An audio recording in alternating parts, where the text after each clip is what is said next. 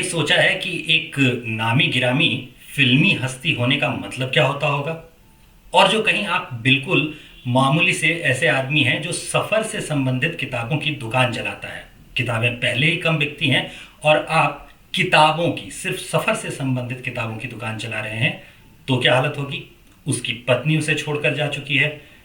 एक अजीब से रूममेट के साथ आप एक मकान साझा कर रहे हो, तब जिंदगी कैसी होगी? जाहिर है, जहां एक कामयाबी की बुलंदियों पर है, फिल्मी सितारा कामयाबी की बुलंदियों पर होगा, वहीं दूसरा गरीबी के पायदान पर कहीं नीचे बैठा व्यक्ति है। दोनों में कुछ खास समान होगा ऐसा सोच पाना भी मुश्किल है, लेकिन ऐसे ही दो लोगों की कहानी है नॉटिंग हिल। जब 1999 में 1999 में ये फिल्म आई थी, तब से लेकर अब तक इसे रोमांटिक कॉमेडी विधा की सबसे अच्छी फिल्मों में से गिना जाता है। कई लोग तो सिर्फ नायिका जूलिया रॉबर्ट्स और नायक ग्रांट को देखने के लिए ये फिल्म देख डालते हैं। फिल्म की कहानी में नायक विलियम की दुकान में एक दिन अचानक जानी मानी अभिनेत्री एना आ पहुंचती है और वो उससे टकरा जाता है। उसके कपड़ों पर गिरे जूस को साफ करने के लिए वो उसे अपने मकान में आमंत्रित करता है और वहीं दोनों एक दूसरे को पसंद भी करने लगते हैं। एना उसे रिट्स होटल में एक बड़ी पार्टी में आमंत्रित भी करती है, जहां विलियम को प्रेस रिपोर्टर समझ लिया जाता है। अभिनेत्री एना आम तरीके से जीवन जीना चाहती थी, जहां कैमरे उसका पीछा न कर रहे हों। इसके लिए वो विलियम की बहन की जन्मदिन की दावत में विलियम के साथ जाकर शामिल हो जाती है और वापसी में वो अपने कमरे में विलियम को आमंत्रित करती है। किस्मत से एना का फिल्मी दुनिया वाला बॉयफ्रेंड अचानक वहां पहुंच गया होता है और वो विलियम को बैरा समझ लेता है। पिछली बार प्रेस रिपोर्टर समझा गया था, इस बार बैरा मान लिया जाता है। निराश विलियम लौट आता है, लेकिन एना को भूल नहीं पाता। कई महीने बाद एक दिन एना फिर से अचानक उसके घर आ जाती है और उसे पीछा कर रहे पत्रकारों से छुपना था। इस बार भी दोनों की रात तो अच्छी बीतती है और दोनों को लगता है कि उन दोनों को एक दूसरे से प्यार हो गया है। अगली ही सुबह विलियम के साथ रहने वाले स्पाइक की बेवकूफ़ी की वजह से पत्रकारों को एना का पता चल जाता है और सुबह सुबह एना का सामना दर्जनों कैमरों से होता है, वो भी विलियम के साथ।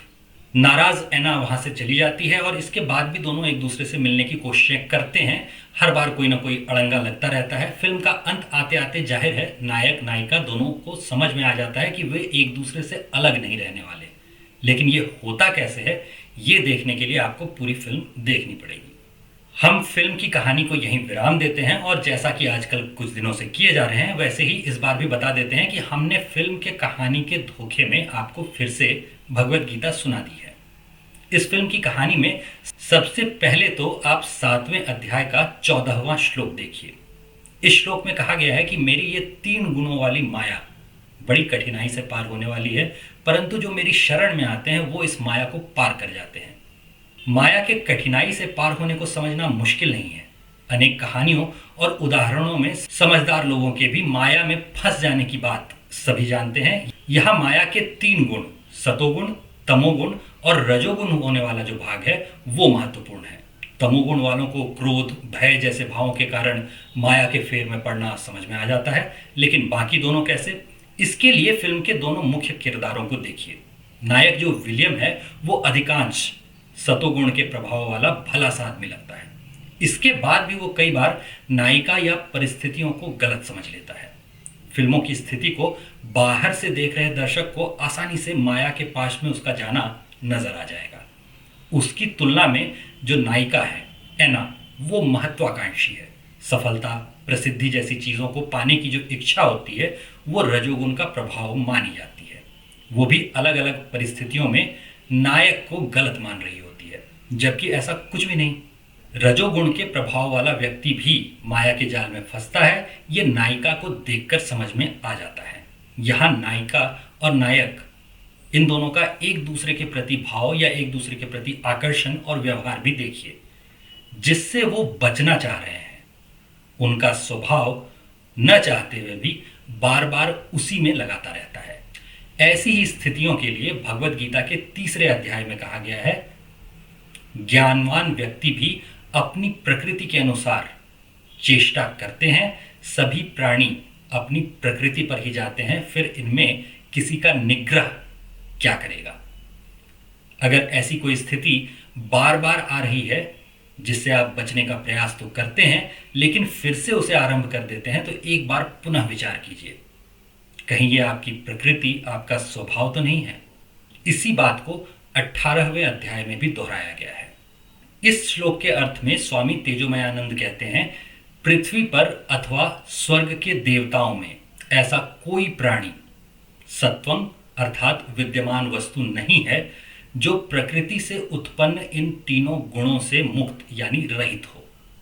इस श्लोक में कहा गया है कि और अहंकारवश तुम जो ये सोच रहे हो कि मैं युद्ध नहीं करूंगा, ये तुम्हारा निश्चय मिथ्या है, क्योंकि प्रकृति यानी तुम्हारा स्वभाव तुम्हें बलात् कर्म में प्रवृत्त कर देगा। विलियम के कमरे में जाने पर फिल्मी हस्ती से उनकी मुलाकात का दृश्य देखिए। वो आसानी से ये कह सकता था कि वो कोई बहरा तो नहीं है, उसे कचरे की बाल्टी उठाने की जरूरत नहीं थी, टिप लेना जरूरी नहीं था, लेकिन उसका सतोगुण के प्रभाव वाला जो स्वभाव था वो उसे बोलने ही नहीं देता। नायिका की प्रतिष्ठा बचाए रखने के लिए वो कूड़े की बाल्टी उठाकर चल देता है, टिप ले लेता है। फिल्म के दोनों किरदारों में अगर आपको ये बलपूर्वक कर्म करवा लेना नजर ना आए तो आप विलियम के साथ रहने वाले थोड़े कम बुद्धिमान से जीव स्पाइक को देख लीजिए। वो नित नई मूर्खताएं करने पर ही तुला हुआ होता है, अपने स्वभाव के हिसाब से कर्म करता हुआ नजर आ जाएगा। नायिका को दिखाने के लिए स्पाइक का प्रेस से जुड़े लोगों को बुलाना कोई जरूरी नहीं होता, उसका स्वभाव ही ऐसा था जो उससे ऐसा करवा लेता है। बाकी आपके स्वभाव का आप पर स्वयं क्या असर होता है ये देखने के लिए आपको खुद मेहनत करनी पड़ेगी। भगवत गीता बताती है कि इससे पार पाना कठिन है लेकिन नामुमकिन बिल्कुल भी नहीं। ये जो हमने आपको फिल्म के धोखे से बता दिया है वो नर्सरी स्तर का था, और पीएचडी के लिए आपको भगवत गीता स्वयं पढ़नी पड़ेगी। ये तो आपको अब तक याद हो गया होगा।